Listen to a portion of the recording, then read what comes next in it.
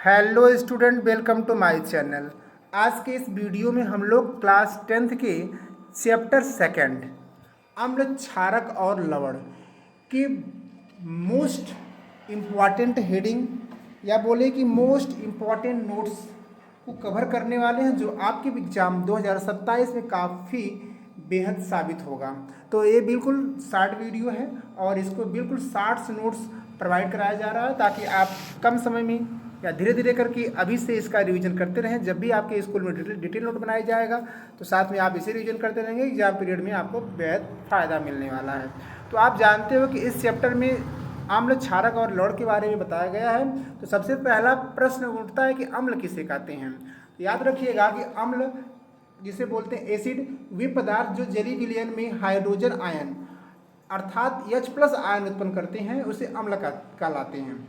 उदाहरण के लिए HCl जिसे बोलते हैं हाइड्रोक्लोरिक अम्ल, H2SO4 जिसे बोलते हैं सल्फ्यूरिक अम्ल, HNO3 जिसे बोलते हैं नाइट्रिक अम्ल। उसी प्रकार से CH3COOH जिसे बोलते हैं एसिटिक अम्ल। इस प्रकार से आप देख पा रहे हो कि कुछ एग्जाम्पल हो गए जो अम्ल के हैं। और अम्ल किसे कहते हैं, तो ये पदार्थ जो जलीय विलयन में हाइड्रोजन आयन देते हैं या आयन उत्पन्न करते हैं उसे अम्ल कहते हैं। चलिए आगे बढ़ते हैं। अब हम आपको देखना है कि अम्ल के गुण क्या हैं। तो याद रखिएगा कि अम्ल के गुण में पहला गुण है स्वाद, खट्टा होता है। दूसरा याद रखिएगा नीले लिटमस को लाल कर देता है। तीसरा याद रखिएगा धातुओं के साथ अपक्रिया करके हाइड्रोजन गैस बनाते हैं। आगे की तरफ बढ़ेंगे। और चौथा है विद्युत का चालक होते हैं जलीय विलयन में। अब इसका एग्जाम्पल है Zn2HCl gives out ZnCl2 + H2। आगे देखते हैं। अब दूसरा नंबर क्षारक है। तो सबसे पहले हम क्षारक की डिफिनेशन समझ लेते हैं। तो क्षारक की डिफिनेशन अगर पूछी जाए तो आप बताएंगे वे पदार्थ जो हाइड्रोक्साइड आयन अर्थात OH अगर H आयन उत्पन्न करेगा तो अम्ल कहलाएगा, लेकिन अगर OH उत्पन्न करेगा तो आप याद रखिएगा वह क्षारक कहलाएगा। इसका एग्जाम्पल लास्ट में OH आएगा, जैसे NaOH, KOH, CaOH का ट्वाइस। NaOH को बोलेंगे सोडियम हाइड्रोक्साइड, KOH को बोलेंगे पोटेशियम हाइड्रोक्साइड और CaOH का ट्वाइस को बोलेंगे कैल्शियम हाइड्रोक्साइड। आगे की तरफ बढ़ेंगे। अगला आपकी टॉपिक्स है क्षार के गुण। जिस प्रकार से अम्ल के गुण आप जानते हो उसी प्रकार से याद रखिएगा क्षार के भी कुछ गुण होते हैं। पहला गुण है ये स्वाद में कड़वा होता है। दूसरा लाल लिटमस पेपर को नीला कर देता है। तीसरा स्पर्श करने में चिकना लगता है। चौथा है विद्युत के चालक होते हैं। आगे की तरफ बढ़ेंगे। और तीसरा है क्षार। वे क्षारक जो जल या पानी में घुल जाते हैं उन्हें क्षार कहलाते हैं, जैसे NaOH, KOH, NH4OH। आगे की तरफ बढ़ेंगे। और अगला है अम्ल और क्षार अभिक्रिया। यहाँ पर देखेंगे कि अम्ल और क्षार जब अभिक्रिया करती है तो क्या बनाती है। याद रखिएगा जब अम्ल और क्षार आपस में अभिक्रिया करके मिलती हैं तो वो बनाते हैं लवण और जल। तो याद रखिएगा इसे बोलते हैं उदासीनी अभिक्रिया। तो उदासीनी अभिक्रिया किसे बोलेंगे, जब अम्ल और क्षार आपस में मिलेंगे लवण और जल बनाएंगे। एग्जाम्पल समझते हैं HCl + NaOH gives out NaCl + H2O। आगे की तरफ बढ़ेंगे। pH स्केल किसे के देखेंगे तो याद रखिएगा pH स्केल किसे कहते हैं। तो pH स्केल से किसी विलयन की अम्लता और क्षारता का पता लगा चलता है। जैसे आप इस चैप्टर में देख रहे हैं कि अम्ल, क्षार और लवण के बारे में बताया गया, तो अम्ल का पता कैसे लगाएंगे, कैसे जान पाएंगे कि अम्ल है या क्षार है। तो इसके लिए pH स्केल का यूज़ किया गया। जिस pH स्केल में अब यहाँ की कुछ कंडीशन है जो आपको याद रखनी है। अगर 0 से 6 pH मान अगर 0 से 6 है तो आप बोलोगे सर ये अम्लीय है। अगर 7 से 7 है, एग्जैक्ट 7 है, तो बोलेंगे उदासीन। अगर 8 और 14 के बीच में है तो आप बोलोगे सर ये क्षारीय है। आप कुछ pH मान याद रखना आपको, जैसे नींबू का रस का pH मान 2 होता है, शुद्ध जल का pH मान 7 होता है, साबुन का 9 से 10 के बीच में होता है। आगे प्रश्न तरफ बढ़ते हैं। अगला प्रश्न है कि प्रबल और दुर्बल अम्ल क्या है।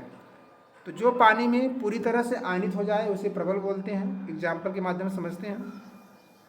HCl, H2SO4, HNO3।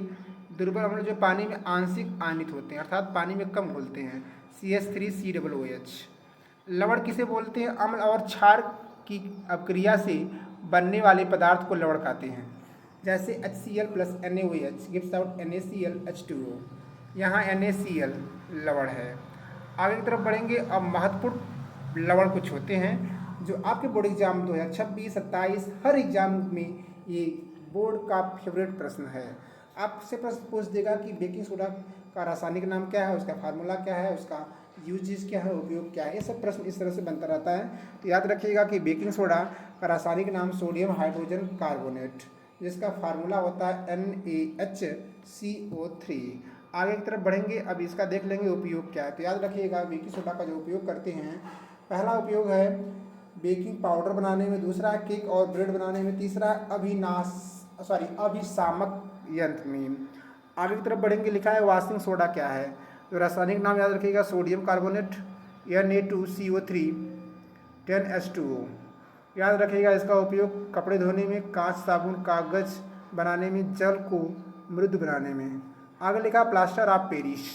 तो रासायनिक नाम याद रखिएगा कैल्शियम सल्फेट हेमिडाइड, और इसका सूत्र है CaSO4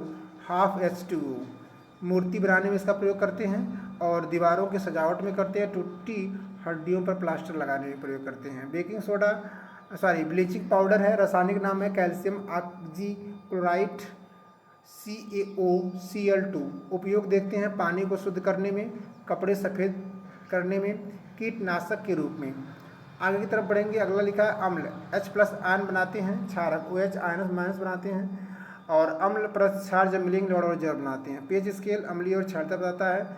ये कुछ शार्टकी हैं जो आपके बोर्ड एग्जाम के बेहतर साबित सिद्ध होंगे। आगे लिखा है महत्वपूर्ण लवण कौन कौन से हैं, बेकिंग सोडा, वॉशिंग सोडा और plaster of Paris, bleaching powder. ये देख रहे हैं कि हम ये जो महत्वपूर्ण लिखा है बिंदु, इससे आप इस चैप्टर में क्या क्या पढ़े हैं सब कुछ कवर हो गया है। तो इस प्रकार से आप देख पा रहे हो कि बहुत कम समय में हम लोग देख चुके हैं कि किस प्रकार से बोर्ड एग्जाम में या फिर आपका सेकंड चैप्टर में क्या क्या पढ़ना है, क्या नहीं पढ़ना है। पूरा वीडियो देखने के लिए आपका तहे दिल से शुक्रिया। मिलते हैं ऐसे किसी शानदार वीडियो के साथ, तब तक हंसते रहिए, मुस्कुराते रहिए और पढ़ाई को आगे की तरफ बढ़ाते रहिए। अगर हमारे द्वारा बनाई गई वीडियो अच्छी लगती है दोस्तों के साथ भी शेयर कीजिएगा ताकि वो भी इसका लाभ उठा पाएँ। तो वीडियो देखने के लिए आपका तहे दिल से शुक्रिया।